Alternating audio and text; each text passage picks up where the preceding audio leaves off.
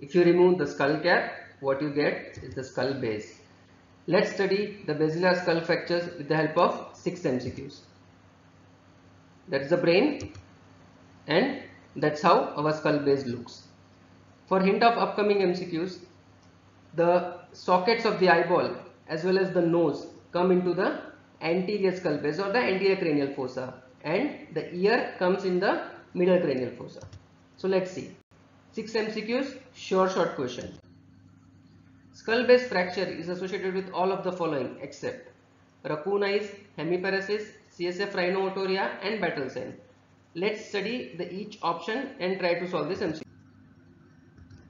So here comes our first MCQ point. Which is the most common site of fracture? Anterior, middle or posterior fossa? So anterior cranial fossa is the most common site. Now let's study the signs and symptoms. Each fossa has its own signs and symptoms. For MCQ purpose, anterior and middle cranial fossa fracture signs have been asked repeatedly. In that also you have to remember 2 in each. So in anterior you have to remember Raccoon eye sign as well as hello sign, and in middle you have to remember battle sign as well as Hemotympanum, which will be dealing in the next slide. What is this? There is a central dark area surrounded by a clear rim of fluid. CSF forms a rim or surrounding a blood, which is a halo. So that's how it is a halo sign or target sign. But it's a non-specific sign. So here comes our next MCQ point. What is the specific testing to confirm the presence of CSF? It is beta 2 transferrin levels.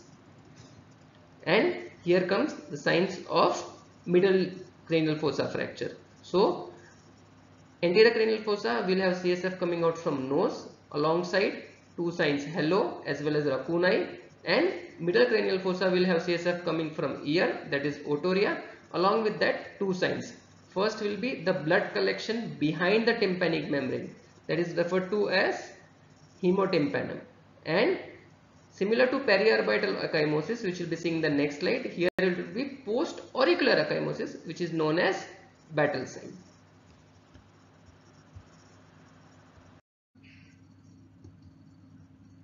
Now one of our options was Raccoon sign. So just to remember, Raccoon eyes and a girl dressed like that. And this is how it looks in reality. So now we can compare, it's a raccoon and a patient with Raccoon sign. Raccoon eye is also known as periorbital ecchymosis, and it's a sign of skull base fracture. It can be an except MCQ. Where are the conditions other than skull base fracture where you can see Raccoon eye? So neuroblastoma, multiple myeloma, Kaposi sarcoma and amyloidosis. These are systemic conditions associated with Raccoon eye sign. Now coming to CSF Otorrhea. So longitudinal type of temporal bone fracture is associated with CSF Otorrhea, but our option had Rhino Otorrhea. So remember this dictum or the concept that if there is an otorrhea, there has to be a tympanic membrane perforation, and if it is intact, CSF finds its way to come out through other opening and it comes out through nose, which we call is that paradox CSF Rhinorrhea. So now let's study our question. It is associated and it's a except MCQ. So Raccoon eye, yes. CSF Rhino Otorrhea, we studied the mechanism as well as battle sign. Hemiparesis is a feature of cortical lesion or the motor strip and not skull base. Okay, so that's how you remember. Next question. CSF Otorrhea is caused by fracture of cribriform plate, fracture of parietal bone, fracture of petrous temporal bone and fracture of tympanic membrane. Let's remove the distractors. So there is nothing called entity of fracture of tympanic membrane. So it is ruled out. Fracture of parietal bone unlikely because we are talking about skull base fracture. So it has to be between these two. Cribriform plate is the thinnest bone and is present in anterior cranial fossa. And I told, remember the clue. The eyes as well as the nose are a part of anterior fossa, and here it is ear. So it has to be temporal bone. Now let's study in detail the temporal bone fractures, which is also one of the MCQs. There are two types of temporal bone fractures, and which part of temporal? It is the petrous bone, so longitudinal and transverse, and this is how it looks, transverse. So when we call it longitudinal, if it is along the axis of petrous bone, and transverse if it is perpendicular. There is a big list, but for MCQ purpose you need to know 3 points. Which amongst them is common? So longitudinal is most common type, first MCQ.